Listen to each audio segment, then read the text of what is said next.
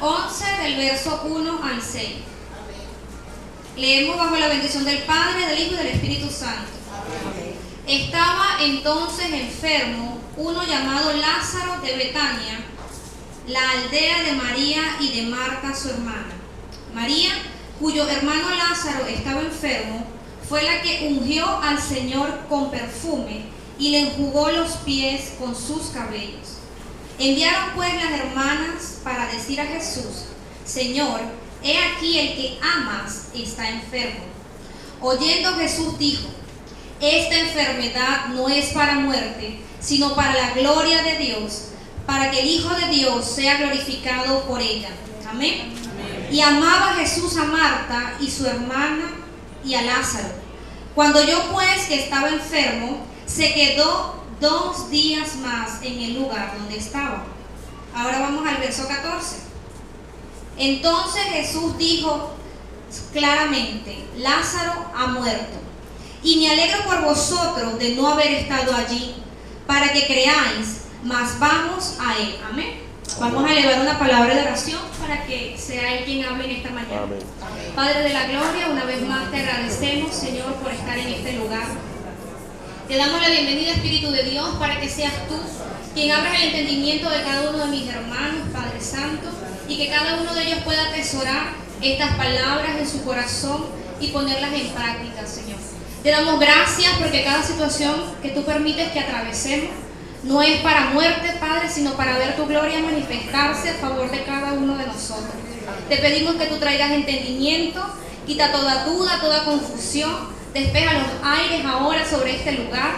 Declaramos cielos abiertos, Padre, y que ángeles están aquí guardándonos, Señor. Y que este va a ser un día de victoria en el nombre poderoso de Jesús. Amén y amén. Pueden sentarse.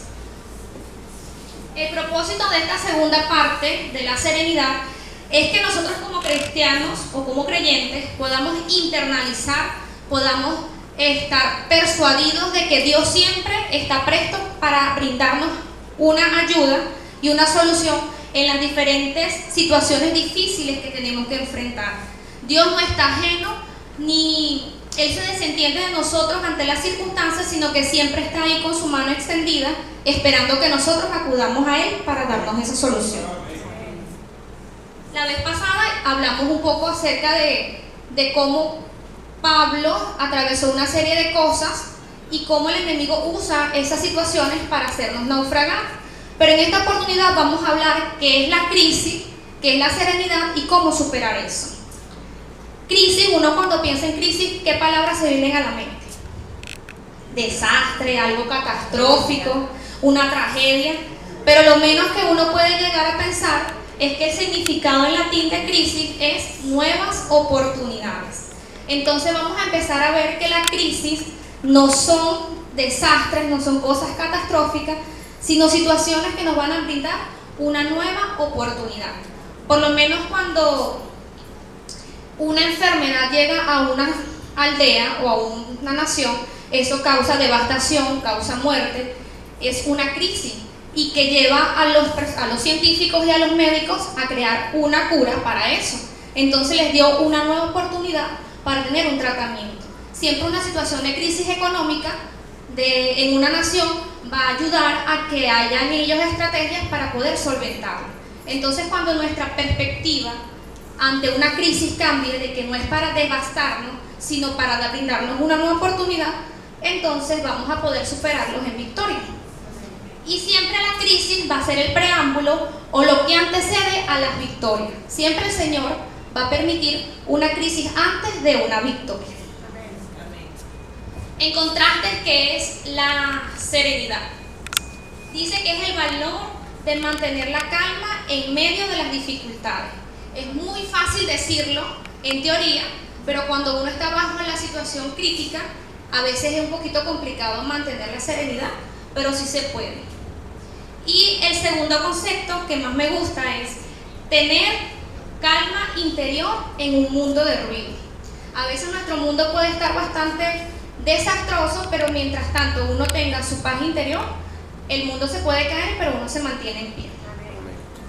Y esto, Antonio Pérez Esclarín es un escritor él ha sacado muchos libros acerca de parábolas. Y una de ellas dice que en una oportunidad el rey de una aldea quería tener en su palacio un cuadro que le representase la paz. Entonces él abrió un concurso para que todos los aldeanos que fuesen artistas plasmasen en un lienzo lo que ellos considerasen que era la paz. Y el ganador, bueno, iba a tener una recompensa.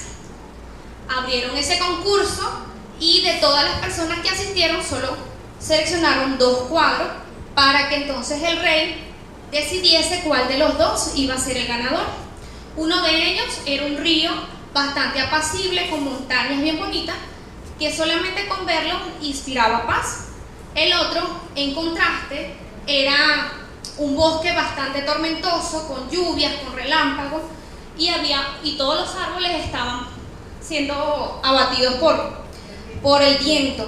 Pero en una de las copas de esos árboles había un nido y en ese nido estaba una madre ave con sus polluelos. Todo el mundo asumía que iba a ganar la del río apacible y resulta que él seleccionó la de la tormenta. Entonces nadie se explicaba por qué él había seleccionado eso. Y él en su sabiduría le explicó que qué mejor representación de tener paz en aquellas situaciones donde había adversidad. Y podemos decir que la serenidad no es estar libre de tormentas, sino saber estar en paz dentro de las tormentas.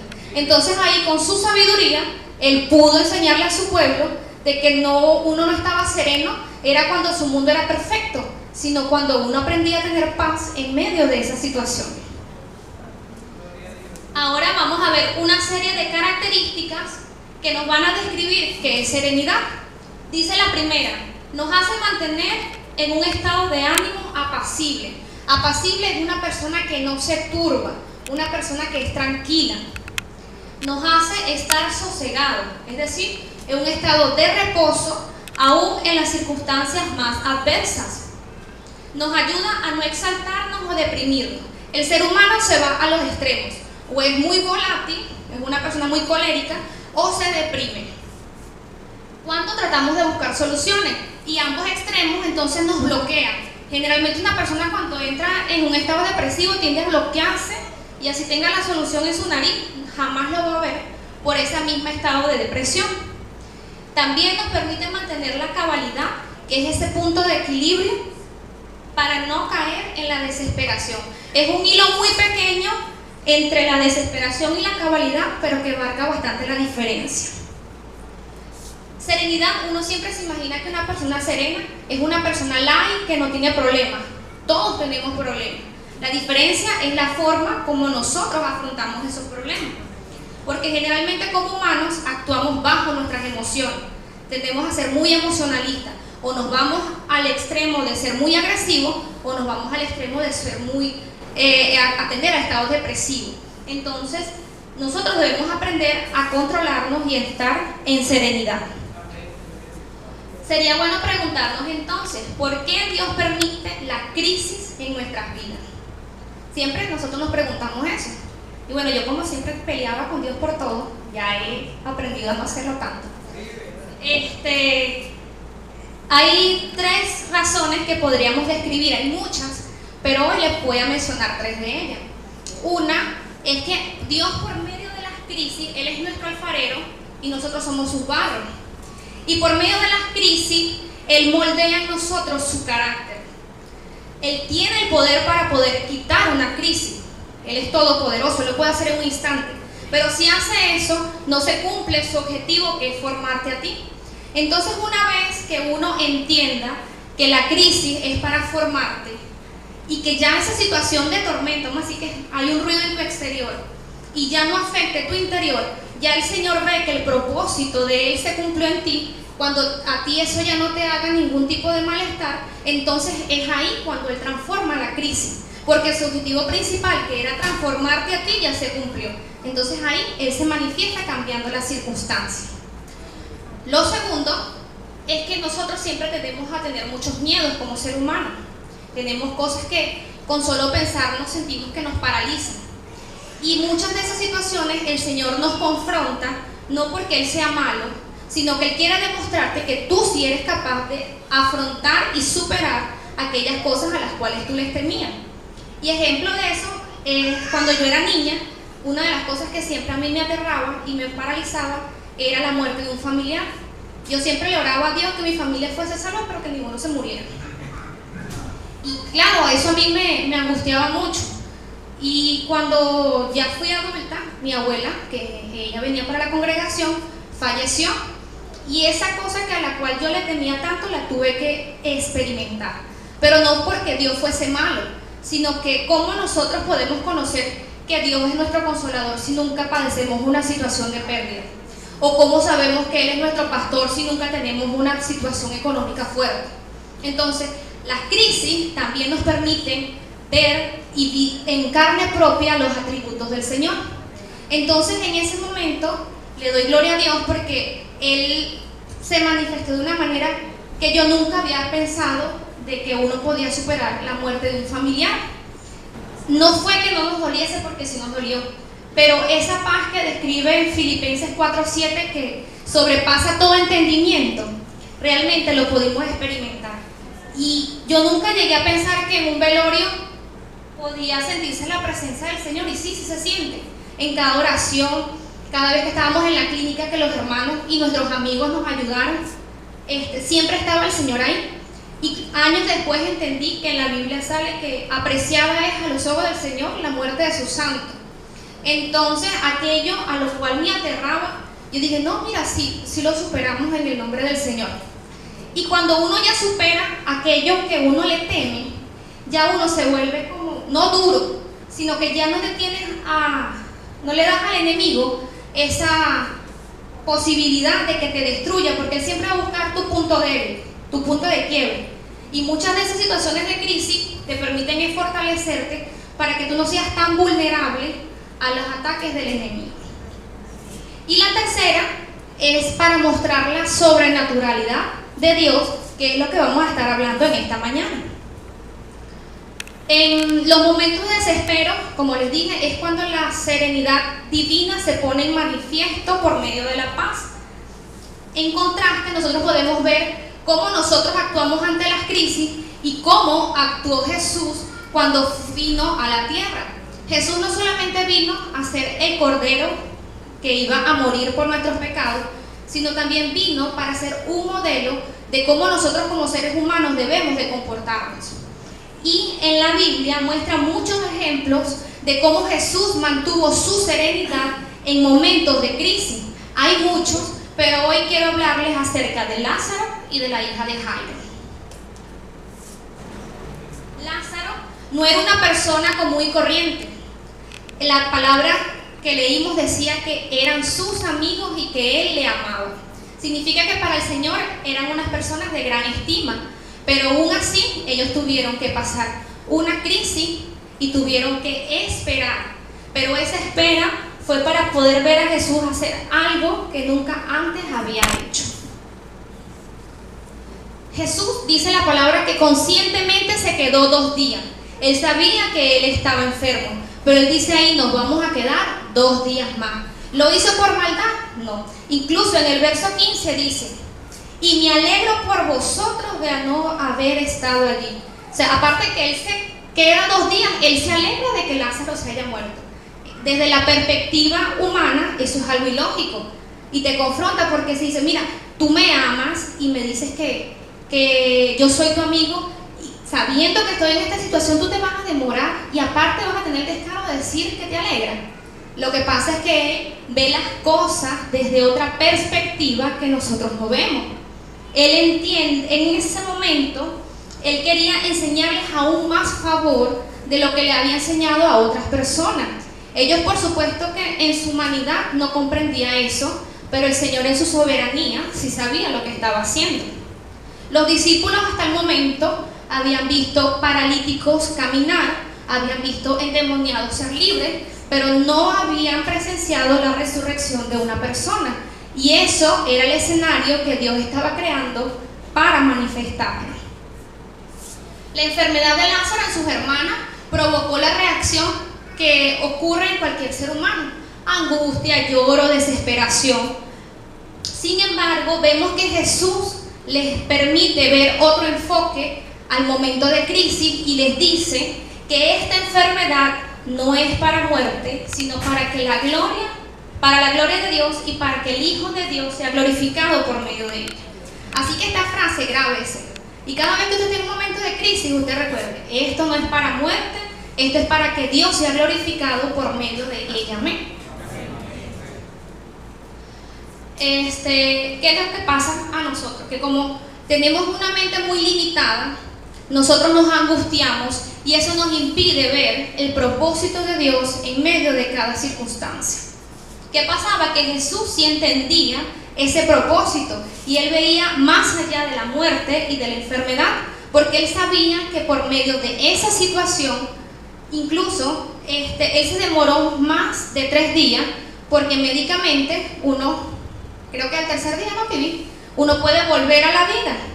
Entonces, si él hacía eso el tercer día, la gloria no iba a ser para él, sino que podía ser por una explicación médica. Entonces él esperó que fuese el 4.º día, que ya el cuerpo estuviese descompuesto, que humanamente no existiese ninguna posibilidad para él entonces entrar en la escena y que la gloria fuese solamente para él. Entonces también él permitió esto porque era un preludio, era un anuncio de su resurrección. Amén.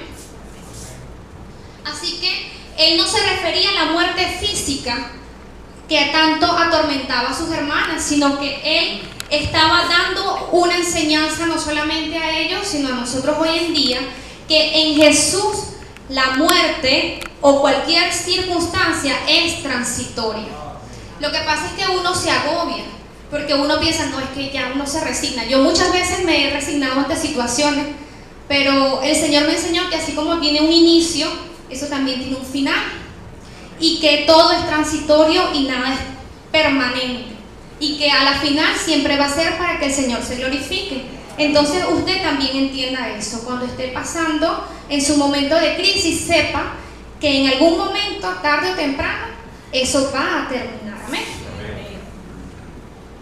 A pesar de que nosotros no tengamos la misma capacidad que tenía Jesús de ver el futuro y saber exactamente lo que iba a pasar, él quería enseñarnos a no enfocarnos en la angustia, sino a confiar en Él, a saber que nuestras vidas están en sus manos y tener esa confianza de que Él nos entiende, porque a veces uno piensa que Dios está allá y nosotros aquí. No, Él es un Dios personal y que nos entiende por cada situación que nosotros pasemos.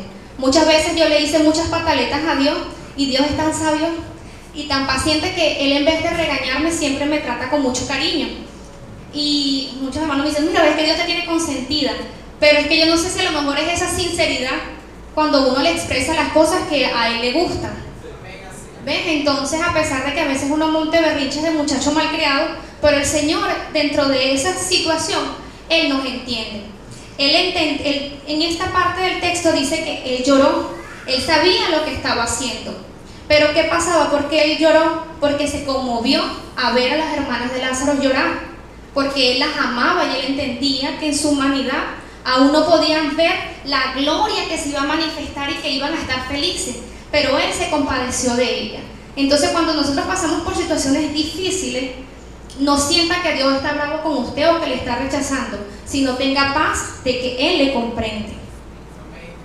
Jesús entiende el final de la historia. Nosotros solamente estamos viendo el capítulo del hoy, pero Jesús ya sabe el final, Él ya sabe el milagro. Entonces Él ya sabe que ese milagro que hará en nosotros será mucho mayor al milagro que antes se ha manifestado. Por eso es que Él siempre está lleno de paz y de serenidad, porque Él tiene confianza plena en su Padre. Y esto me gustó mucho y por eso quise compartirlo. Entre más angustia, entre más espera, entre más catastrófica se vea la situación, mayor será la gloria de Dios manifestándose, mayor será el favor de Dios para cada uno de nosotros y más vamos a valorar, a disfrutar y a sentir ese milagro cuando se haga manifiesto en nuestras vidas. Así que de ahora en adelante, recuerde que cada crisis no lo va a ver como una crisis, sino como una nueva oportunidad, y que con ello entonces Dios tiene un propósito para nuestra vida.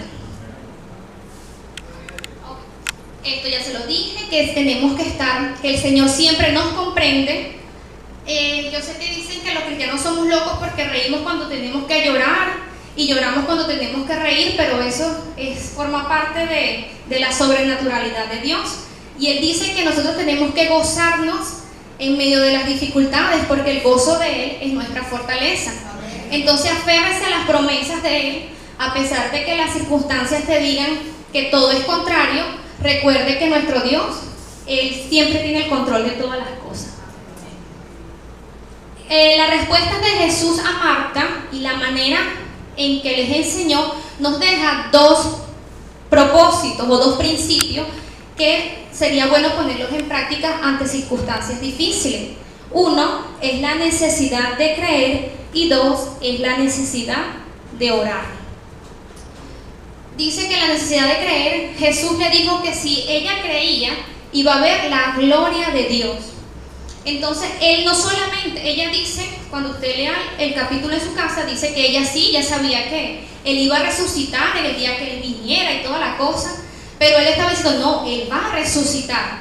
Solo que como ella no había visto nunca esa manifestación, jamás llegó a pensar de que eso fuese así. Entonces, si nosotros podemos creer que Dios está actuando y que Él no está lejos de nosotros en momentos de aflicción, podemos esperar entonces que podemos tener bendición cada vez que nosotros decidimos confiar en Él. Así que la actitud correcta ante una crisis, ¿cuál es? Creer. Que aunque Jesús no llegue en el momento que nosotros esperamos, porque esa es otra historia. A veces uno quiere que Jesús llegue ya, y ya va tarde Jesús. Eso es muy familiar, ¿verdad? Entonces no es cuando nosotros queremos, es cuando el Señor considere que es necesario, y cuando Él llega, Él hará exactamente lo que nosotros necesitamos. Él en cada crisis nos permite aprender algo, solo que tiene una manera muy peculiar de enseñarnos, que a veces no es muy bonita, pero que siempre nos va a dejar una enseñanza que nunca la vamos a olvidar. 2. La necesidad de orar. Orar es lo mejor que podemos hacer en situaciones críticas. Si vemos la oración que hizo Jesús, era una oración serena, tranquila, porque Él tenía la seguridad de que su Padre lo estaba escuchando y que le iba a responder. Así que lo más apropiado que debemos hacer es orar al Señor y confiar de que Él hará. El Salmo 32, 6, 7, en la traducción Nueva Biblia Viva, dice así: por eso los fieles te invocan en momentos de angustia. Caudalosas aguas podrán desbordarse, pero a ellos no los alcanzará. Tú eres mi refugio, tú me protegerás del peligro y me rodearás con cánticos de liberación. Hay un salmo que también a mí me gusta mucho recordarle al Señor cuando estoy así, y es el Salmo 31. Hay una parte que dice que no sea yo avergonzada porque te he invocado. Y eso siempre, porque uno piensa que cuando uno está esperando o cuando está en crisis va a ser avergonzado, y no, el Señor dice que uno mientras que espere en Él jamás será avergonzado.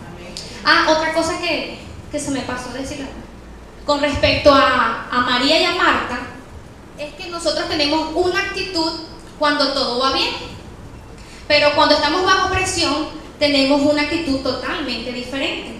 Entonces, si recordamos, María fue la misma que enjugó con sus lágrimas y sus cabellos los pies de Jesús, y es la que estaba siempre ahí al lado de Jesús. Marta, en cambio, siempre se describe como una mujer afanada, como que siempre estaba pendiente del servicio y a veces no le prestaba al Señor el cuidado que tenía que prestarle. Pero en el momento de la crisis, la que salió al encuentro fue Marta, fue la que se acercó al Señor y le dijo: Señor, yo sé que si tú fueses estaba acá y no fuese muerto. Y María, en cambio, que es la que en las circunstancias normalitas estaba a los pies de Jesús, estaba tan dolida que ella no quiso salir a recibir a Jesús, ella se quedó. Entonces nosotros en circunstancias de presión a veces vamos a actuar de formas que no pensamos que vamos a actuar, pero que el Señor sí la sabe. Entonces cuando estemos ahí, no seamos como María, porque muchas veces vamos a ser como María, que no vamos a querer acudir al Señor, sino que nos vamos a querer aislar. Pero acordémonos de que así como Marta se acercó y pudo ver la gloria de Dios, nosotros también lo podemos hacer. Ok, la hija de Jairo les invito